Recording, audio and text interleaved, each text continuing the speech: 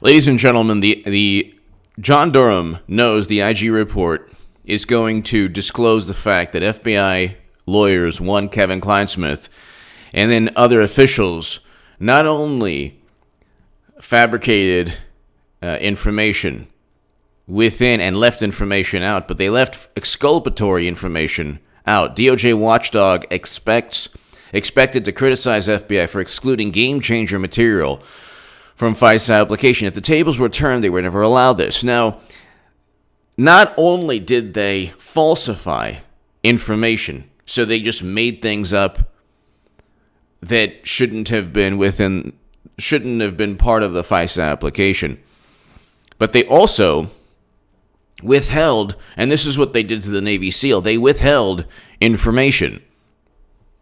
Big problem. Huge problem. Up until, 4 months ago, 5 months ago, when the IG report was completely done, and they were spent just months trying to find out what was classified, what wasn't, they had only a certain amount of information.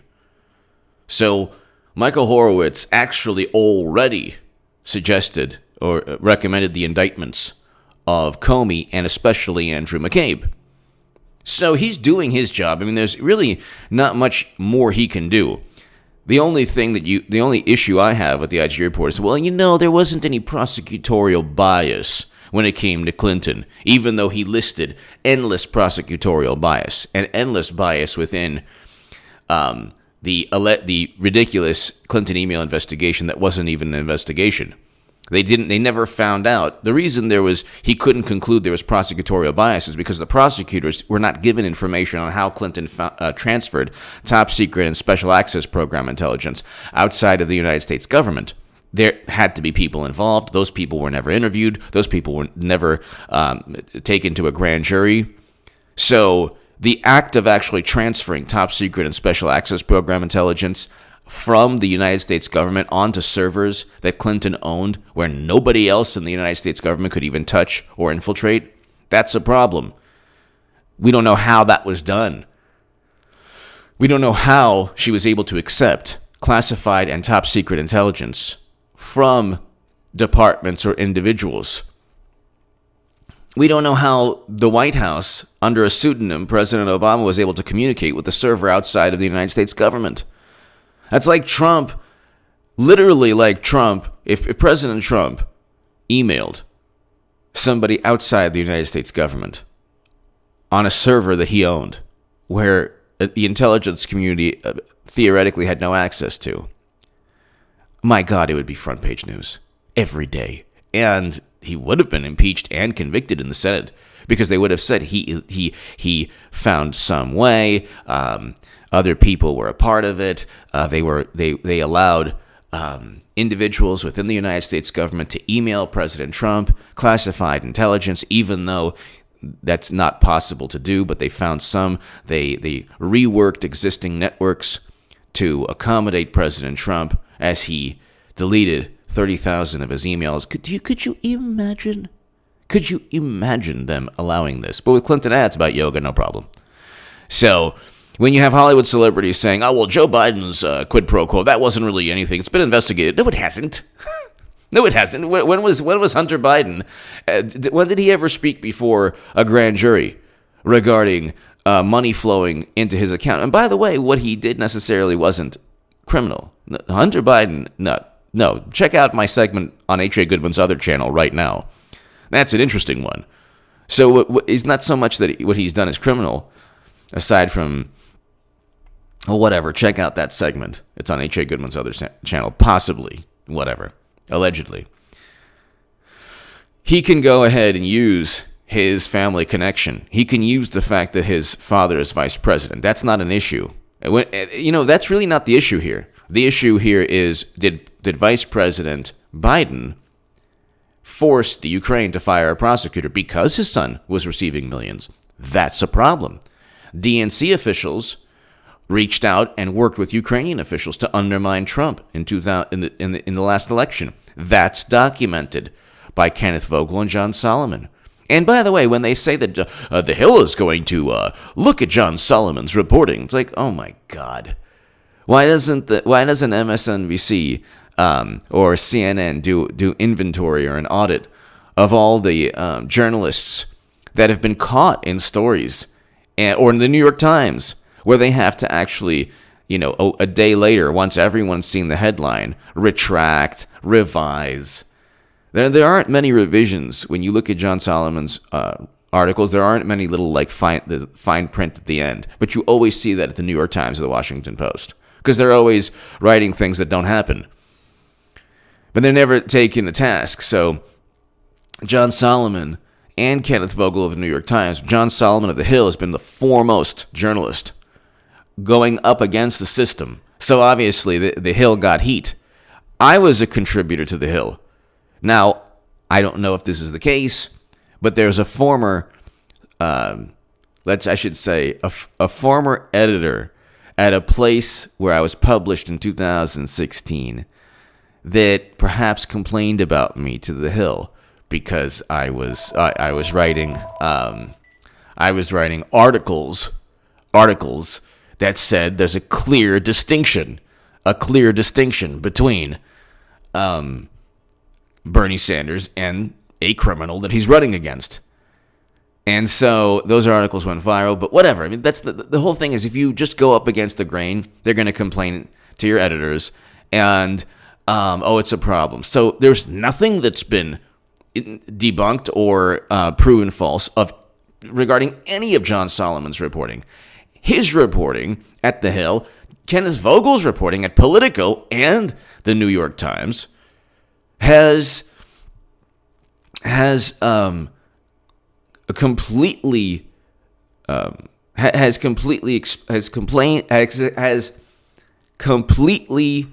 given the big picture regarding Biden, his son, Burisma, the DNC, and the DNC's involvement with the Ukraine in the 2016 election. Burisma right now is under criminal investigation in a wide-ranging criminal probe. So you have a corporation that's known to be allegedly corrupt right now experiencing a criminal probe that just happened to be paying the vice president's son. But see, all of this is now just overlooked. They don't care about all of this. They care about bragging and boasting about all the indictments that were all the people swept up within the Mueller probe for process crimes. Mueller found there was no collusion. There was no evidence of collusion. There was nothing. The United States government cannot state with certainty the DNC was even hacked by Russia. The notion that Russia would fear Clinton is absurd. They got 20% of U.S. uranium capacity during a Democrat, President Obama's administration. They don't fear Clinton at all. That's like saying something might have happened bad to the RNC, therefore the country that possibly did it to harm Trump because they wanted the Democrat.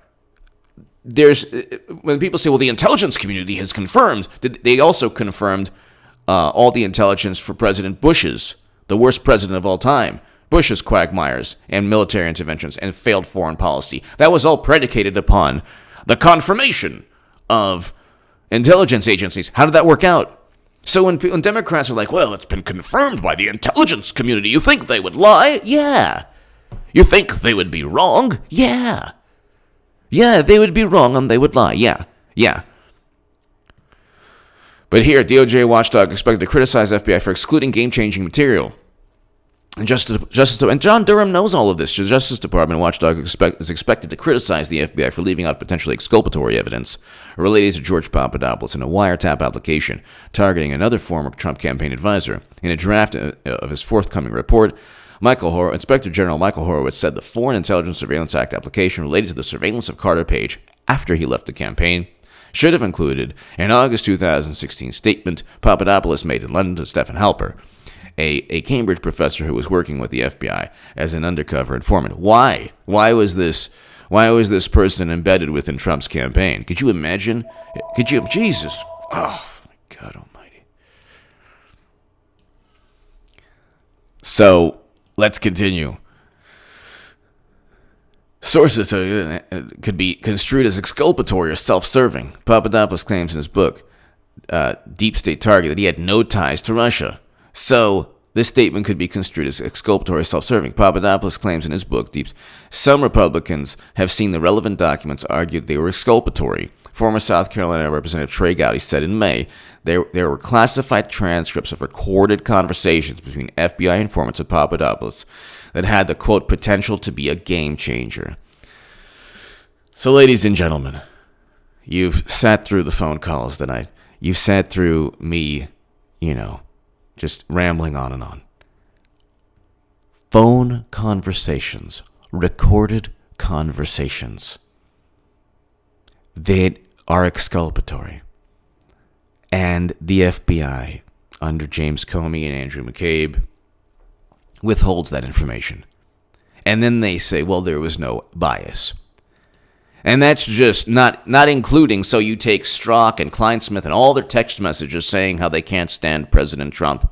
And then you take the fact that they withheld exculpatory evidence. Then you take the fact that they listed all the crimes Clinton committed with transferring top secret intelligence outside of the United States government, where she was able to receive emails from people.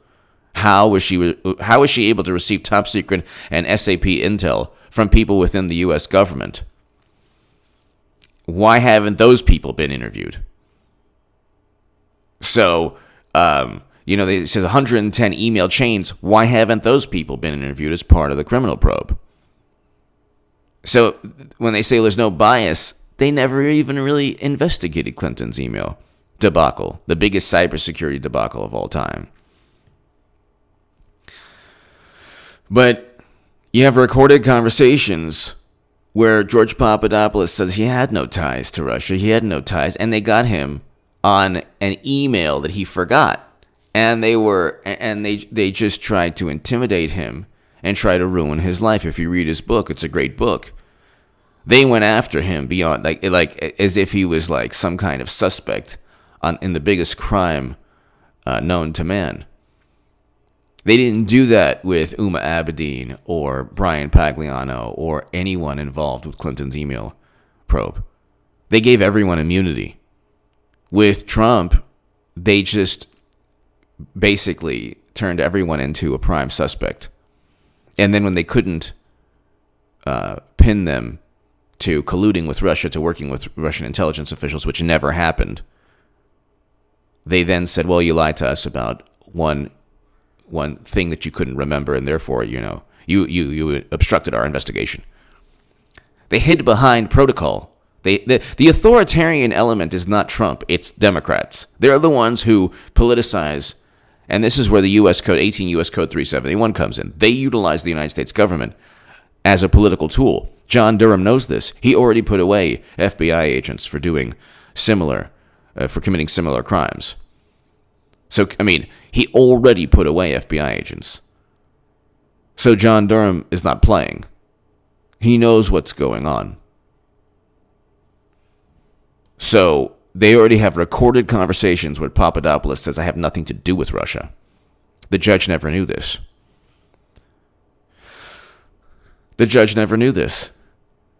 And it's game-changing material.